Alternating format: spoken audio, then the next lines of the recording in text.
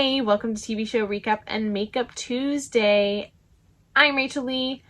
Every Tuesday and Thursday, I'm here doing my makeup while talking about a popular TV series. Today, I am talking about Cruel Summer, Season 1, Episode 4, You Don't Hunt, You Don't Eat.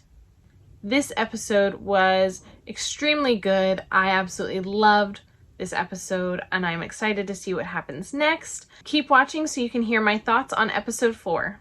My eyes are primed, so I'm just going to get started with the makeup. So this episode is all about Kate.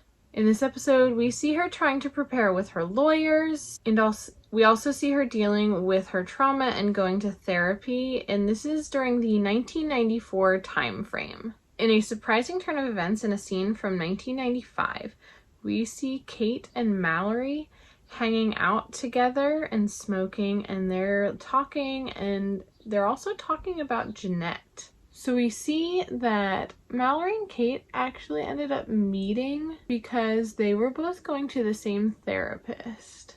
This episode also shows us how Mr. Harris and Kate met and kind of got closer to each other. We see in this episode that Kate's mom just keeps inviting Mr. Harris to all of the things, and he got invited to go on the hunting trip, so you know, he gets to sit outside and talk with her and get close to her, building a kind of relationship with her before everything happened. Kate's stepsister is introduced in this episode, and we see they don't have a very good relationship. Kate's stepsister doesn't like Kate's mom especially. And we see she makes it clear to Kate in this episode that she does not want to have a sisterly bond with her. There's a scene in 1995 when they are on the hunting trip again, because this keeps going back and forth between the hunting trips between 1993, 1994, and 1995. Everyone on this trip is sitting around the campfire and they're getting ready to tell ghost stories. And Kate's like, I have a ghost story that I think you'll all love. And they're like, okay. So basically it's a story about her, and she names herself Annabelle, and how the adults are at fault because they allowed Mr. Harris to get close to her without even noticing, which, you know, obviously is a problem. So I thought that was a pretty awesome scene, putting all the blame on the adults for allowing something to happen under them because they didn't care enough to pay attention to what was going on. So before this episode ends, Kate is finally listening to her therapy tapes,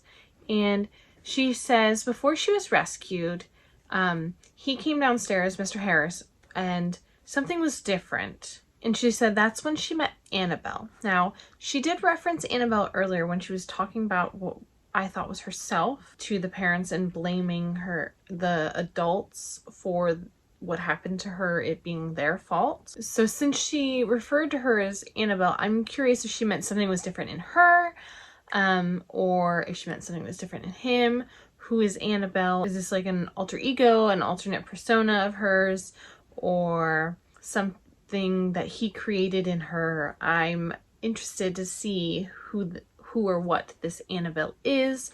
And hopefully we find out next episode. This episode was pretty good. This episode was full of backstory for Kate and her friendship with Mallory, for Kate and her stepsister.